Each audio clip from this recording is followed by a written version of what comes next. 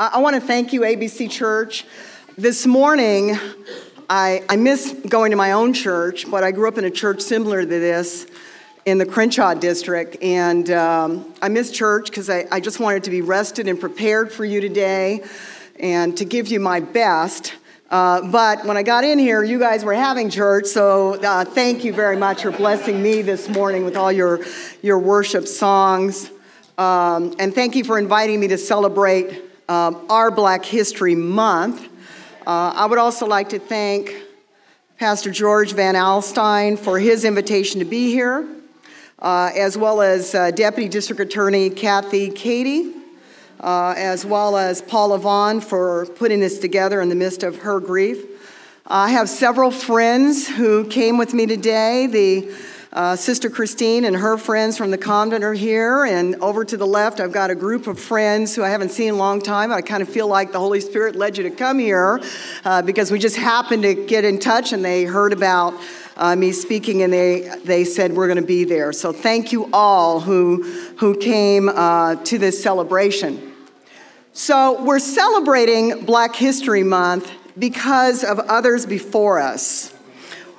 They were determined to answer the question, can we make a difference, in the affirmative? They understood their actions would impact not only those around us, but generations to come.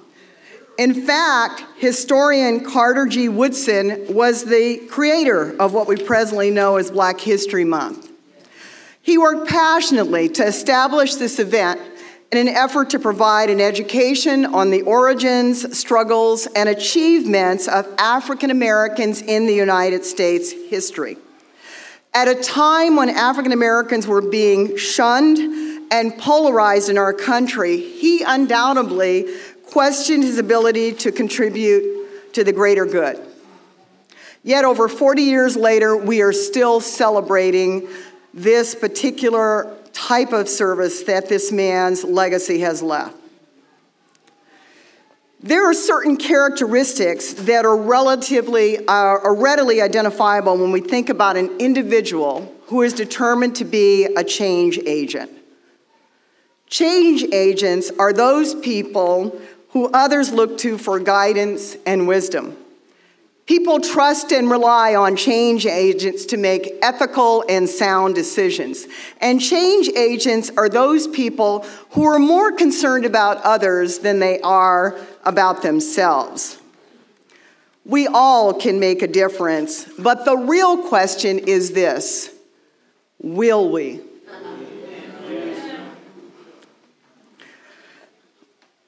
Meaning, will you take that first step and put yourself out there when called to do so? Will you stop complaining about a problem or an injustice and really do something about it? Will you continue to talk about what's wrong with our community? Or will you engage with others to right those wrongs? More than anything, will you allow fear to control you? Or will you look upon the one who is all authority and dominion and ask for help to overcome these barriers that you face? I believe that we were all designed to fulfill a purpose. Your sole purpose during your entire earth is not to focus on yourself, but to focus on others. But will you? Will you see a need and meet it? Fear is what causes us to doubt ourselves and to doubt others, and really to doubt God in times like this. When your time as earth is done, I am under no illusion of the consequences you and I face when called upon to give an accounting of our lives, especially when the only response we can give is a shrug, or the hanging of our head in shame, or knowing that we could have done more in this life, but we chose not to. This evening, I want to talk to you about 3 women. One of them is relatively well known, and the others are somewhat not known, but I would best describe them as hidden figures. I think they all illustrate how one person can make a difference. A book was published in October of 2018 entitled Invisible: The Forgotten Story of a Black Woman Lawyer Who Took Down America's Most Powerful Mobster. The book is a biography about a black woman prosecutor named Eunice Carter. Anyone heard of Eunice Carter? Neither did I until her grandson, Stephen Carter, wrote the book. It was 1936 in New York City when Eunice was selected to join a team of prosecutors who was trying to dismantle the mob. She was the only woman and the only black person on the team. Thomas Dewey, the special prosecutor for organized crime, selected Eunice. Famous mobster Lucky Luciano, the most powerful mafia leader in the country at that time, was the target. Stephen wrote that they convicted some of the lesser players, but Luciano had proved untouchable. No one would testify against Luciano for fear of being killed. And Eunice had come up with a theory that the mob controlled the prostitution in the city.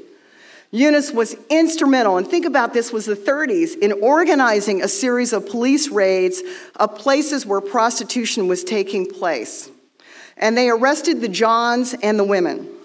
The Johns were booked and released, but the women, after they were booked, were taken to an office building.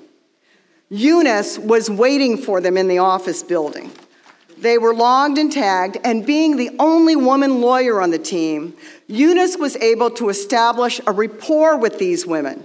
She convinced some of these prostitutes to testify and others to give information on how the illegal enterprise worked.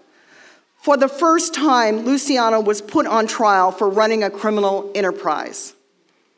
As Stephen writes, in June, to widespread astonishment, the jury convicted Luciano of compulsory prostitution.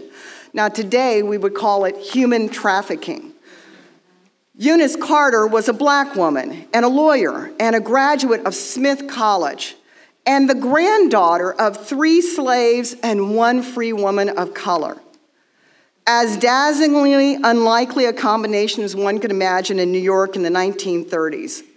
And without her work, the mafia boss would never have been convicted. Eunice was only 37 years old.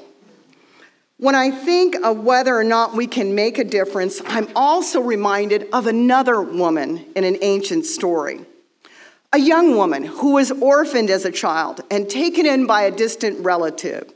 Although she was unassuming, one day she received a notification from the king's palace that the king was ordering her to participate in what would nowadays be called a beauty contest.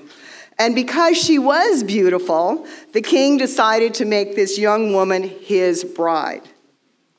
The problem was she had a secret.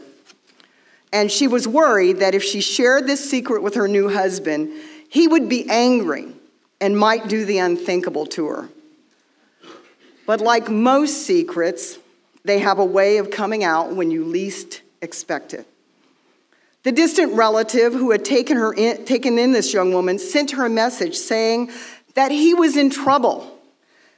But not only was he in trouble, but the entire community to which he and this young woman came from was also in trouble, and they needed her help. The problem was, if the new queen shared what was happening with the king, her secret would be revealed. So can you imagine? She was very reluctant. Her relative found out about her fear and reluctance to help and sent her a message, and this is what he said. Do not think that because you are in the king's house, you alone will escape. For if you remain silent at this time, relief and deliverance will arise from another place, but you and your father's family will perish. And who knows? Perhaps you have come to this royal position for such a time as this. And if you know the story of Queen Esther, then you know that she decided to share the secret of her Jewish ancestry with the king in order to save the Jews from a man named Haman. Not only did she end up saving her own life, but the lives of many others, and in doing so, she changed the course of history. We ask today, can we make a difference? But God is asking us, will you make a difference? Will you love the unlovable? Will you serve those who you despise? Will you reach out to the brokenhearted and provide a sense of comfort? Being a change agent is not easy, and it wasn't meant to be easy. Don't let fear, anger, criticism, or doubt cause you to miss out on one of the greatest gifts life bestows upon us, which is the ability to make a positive difference in the life of others. There's the question of how. Well, how can we make a difference? Is it running for political office? Is it responding to social injustice? Is it acting as a mentor to a child? Maybe it's just being the best version of yourself. Maybe it's being the best mother or the best father to your children, and maybe it's being the best employee to your employer. And if we're so bold, maybe it's being a friend to the friendless, or being kind to that person you just can't stand.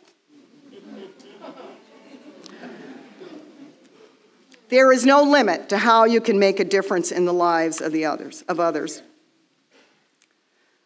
My third story is about a woman I met 41 years ago. I grew up wanting to be a teacher, but while I was in college, I took a class called the Introduction to the Study of Law. And one day we had a guest speaker by the name of Irma Brown. Irma was a young lawyer who was president of a bar association. And as I watched this woman talk about the passion she had for the law, something inside me changed. Maybe that's happened to you. Someone speaks into your life, or some opportunity comes across your path, and you take it, and the course of your life is changed forever. I didn't know it then, but hearing Irma speak essentially altered the course of my life. Because of her, I decided that instead of teaching, that I wanted to go to law school and be an attorney. Now, the only attorneys I'd ever seen were on television, and they didn't look like me. But here was a black woman, both proud and committed to a profession that she loved. That motivated me to go in a new direction. And if you would have asked Irma, who is now Judge Brown, if on that day she made a difference to anyone in that classroom, she probably would have shrugged. But she had made a difference in my life without even knowing it. I bumped into Judge Irma Brown a few years ago after I got elected to be district attorney, and I told her that story. She was speechless. See, making a difference in the lives of someone doesn't necessarily require that you do a lot. It just requires your willingness to do so. Simple gestures of kindness or humility can alter the lives of one or many people. You never know.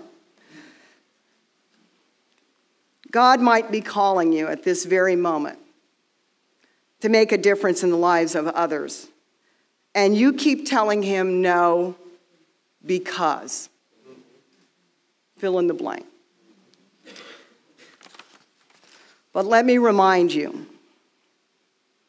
just like the story in Esther, you can remain silent and do nothing at this time. But relief and deliverance will arise from another place, and you will have missed that opportunity to do what God has destined you to do. I am so thankful, even on days like today, that I have a chance to make the difference in the lives of others. I am Jackie Lacey, but I'm a wife, a mom, a daughter, a sister, a friend, and yes, even the district attorney of LA County. My message to you is very simple. Just take that first step, and you too can and will make a difference. I want to thank you for your prayers and your hospitality and kindness, and for the opportunity to share these stories with you on our Black History Month. Thank you.